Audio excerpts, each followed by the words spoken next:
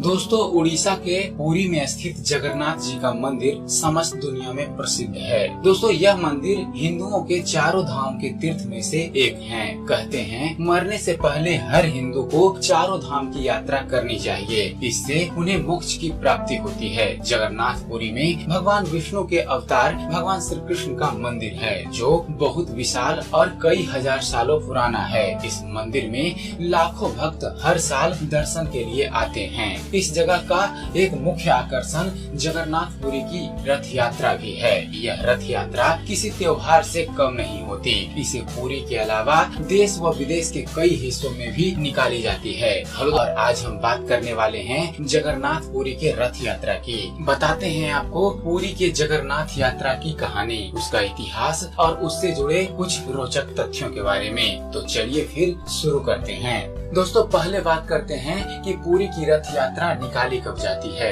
दोस्तों, जगन्नाथ जी की रथ यात्रा हर साल आषाढ़ माह अर्थात जुलाई महीने के शुक्ल पक्ष के दूसरे दिन निकाली जाती है। इस साल ये 25 जून 2017 दिन रविवार को निकाली जाएगी। रथ यात्रा का महोत्सव 10 दिन का होता है, जो शुक्ल पक्ष की 11 के दिन समाप्त होता है। इस दौरान पुरी में लाखों की संख्या में लोग पहुँचते हैं और इस महा आयोजन का हिस्सा बनते हैं। इस दिन भगवान श्री कृष्ण, उनके भाई बलराम व उनकी बहन सुभद्रा को रथों में बैठाकर गुंडीचा मंदिर ले जाया जाता है। तीनों रथों को भव्य रूप से सजाया जाता है, जिसकी तैयारी महीने के पहले से शुरू हो जाती है।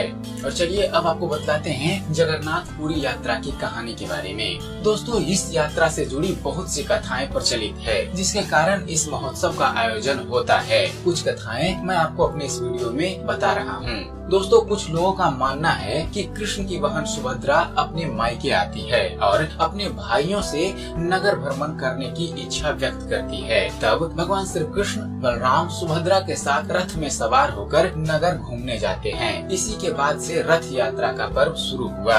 इसके अलावा कहते हैं कि गुंडीचा मंदिर में स्थित देवी भगवान श्री कृष्ण की मासी है, जो तीनों को अपने घर आने का निमंत्रण देती है। भगवान श्री कृष्ण बलराम सुभद्रा के साथ अपनी मासी के घर 10 दिन के लिए रहने जाते हैं। अगली कहानी है भगवान श्री कृष्ण के मामा कंस उन्हें मथुरा बुलाते हैं। इसके लिए कंस गोकुल में सारभी के साथ रथ भिजवाता है। भगवान श्री कृष्ण अपने भाई बहन के साथ रथ में सवार होकर मथुरा जाते हैं, जिसके बाद से रथ यात्रा पर्व की शुरुआत हुई। कुछ लोगों का मानना है कि इस दिन श्री कृष्ण कंस का वध करके बलराम के साथ अपनी प्रजा को दर्शन देने के लिए बलराम के साथ मथुरा में रथ यात्रा करते हैं। कुछ लोगों का मानना है कि श्री कृष्ण की रानियां माता रोहिणी से उनकी रास लीला सुनाने को कहती है। माता रोहिणी को लगता है कि कृष्ण की गोपियों के साथ रास लीला के बारे में सुभद्रा को नहीं सुनना चाहिए, इसलिए वो उसे कृष्ण बलराम के साथ रथ यात्रा के लिए भेज देती है।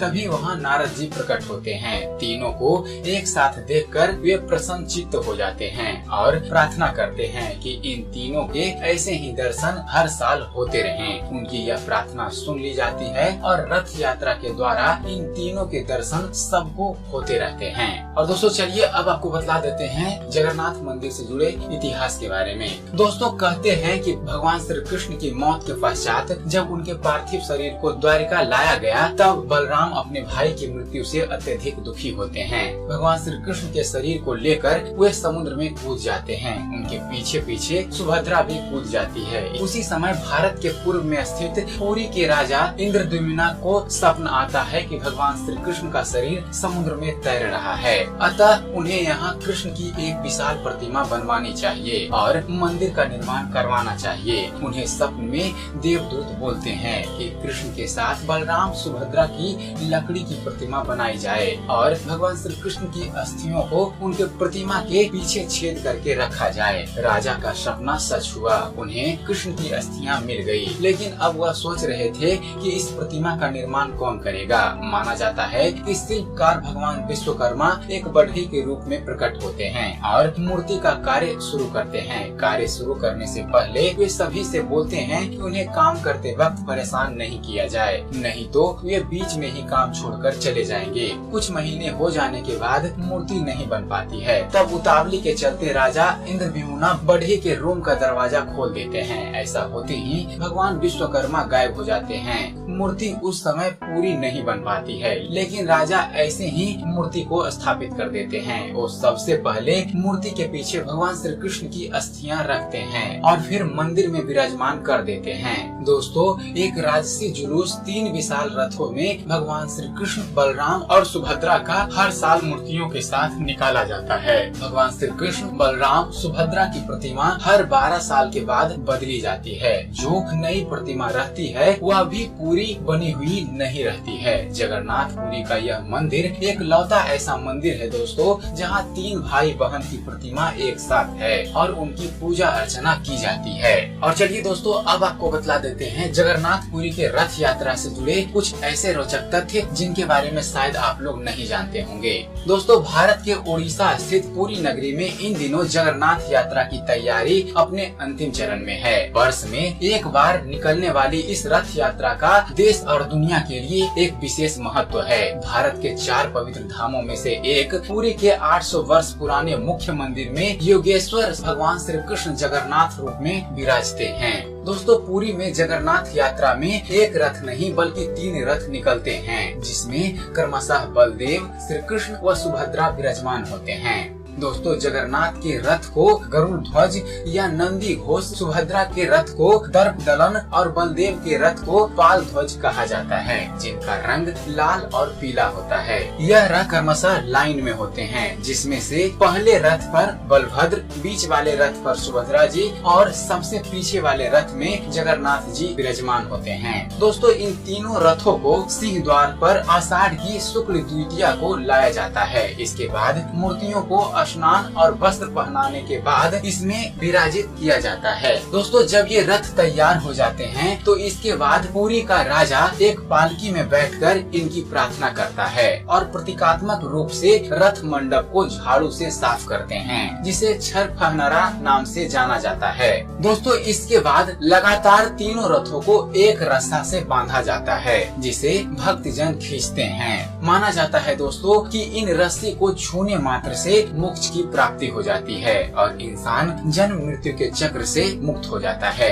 दोस्तों, भगवान का यह रथ पुरी नगर से होते हुए गुंडीचा मंदिर पहुंचते हैं, जहां पर 7 दिनों तक भगवान जगन्नाथ यहां पर विश्राम करते हैं। इसके बाद फिर से रथों को आषाढ़ के 10वें दिन मुख्य मंदिर की ओर पुनः ले जाया जाता है और इसे बहुरा यात्रा कहते हैं। दोस्तों, इस मंदिर में आकर सभी मूर्तियां रथ पर ही रहती है। एकादशी के दिन मंदिर के द्वार खोलकर भगवान जगन्नाथ, बलभद्र और सुभद्रा की मूर्तियां अंदर पुनः स्थापित कर दी जाती है। तो ये था दोस्तों पुरी के जगन्नाथ मंदिर से जुड़ी उसका इतिहास और उससे जुड़े कुछ रोचक तथ्य। और दोस्तों, चलते चलते एक ज्ञान की बात। भगवत गीता में भगवान श्री कृष्ण अर्जुन से कहते हैं कि हे अर्जुन, जो कोई भी जिस किसी भी देवता की पूजा विश्वास के साथ करने की इच्छा रखता है, मैं उसका विश्वास उसी देवता में दृढ़ कर देता हूँ। तो दोस्तों, आप किसी भी धर्म के हो, किसी भी जाति के हो, आप किसी भी रूप में भगवान को मानते हो, उनकी पूजा करते हो, इससे कोई फर्क नहीं पड़ता। भगवान इतने दयालु हैं कि भगवान को किसी भी रूप में किसी भी तरह याद किया जाए तो वो अपने भक्तों का कल्याण ही करते हैं। तो आशा करते हैं आप सभी को हमारा यह वीडियो पसंद आया होगा। अगर आपको इस चैनल पर दी गई जानकारी पसंद आती है तो आप हमारे सब्सक्राइब कीजिए और हम आपके लिए ऐसे ही धर्म और इतिहास से जुड़े हुए ज्ञानवर्धक वीडियो लाते रहेंगे। तो जुड़े रहिए हमारे साथ और देखते रहिए, जानते रहिए। धन्यवाद। जय हिंद।